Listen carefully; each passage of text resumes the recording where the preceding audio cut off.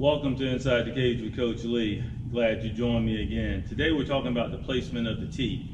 As we look at the situation here, depends on where you line up in the box, and accordingly, I would like to be able to line up at the same spot each time. Once again, this time I'm set up and I'm attacking the baseball on the outer edge. There again, I stride to where I want to be from my normal spot, and I deliver the blow to the baseball slightly inside of my thigh here and my stride foot. If I allow that ball to get to my back thigh, that's going to be too deep and I'm going to be pinned. So I want to be able to make contact just inside of my stride foot, inside of my lead thigh, on playing elbow at belt loop, and then being able to stay through the baseball, get into my angle I want to be able to get to the backside gap.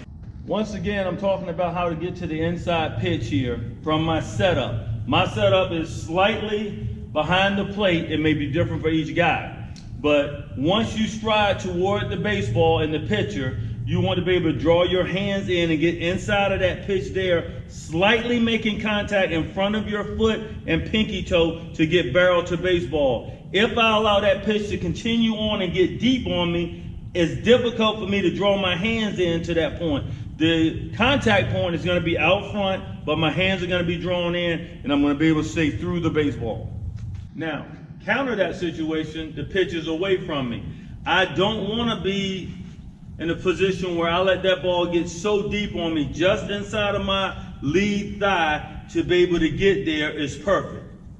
Now, if I allow that ball to continue to travel and get so deep into here, I'm pinned here. My bat at this angle is no threat to that fastball that is away, but if I can catch that ball there, just inside of my stride foot and my front thigh, boom, there, I'm able to stay on that pitch through the zone and be able to be a threat to the backside gap. I'm up in the same spot each time, whether it is, for me, my left foot coming off the back point of the tee here, or I ease all the way into the back of the box where my front foot is slightly off of the edge of the plate here.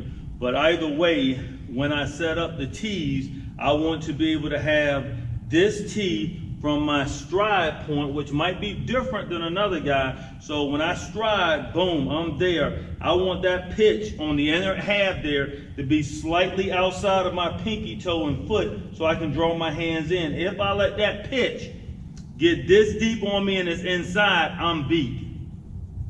It is crucially important for you following someone who may be taller than you, they may be shorter than you, but they have their preference to where they set their tees up. When you go in to hit, normally you'll be hitting off of a single tee. Here I have a double tee set up, but you need to adjust those tees. If it's a double tee, if it's a single tee, set up that one tee in accordance to where you stand, how far you're off the plate, where your perfect contact spot is, and you know those spots, and you work through those procedures in order for you to work to the next progression, which will be front toss or an arm. It may be the machine, and then you're working your way inevitably toward the mound and a live pitcher. Hope to talk to you soon. Thank you for joining me, and I hope you learned something.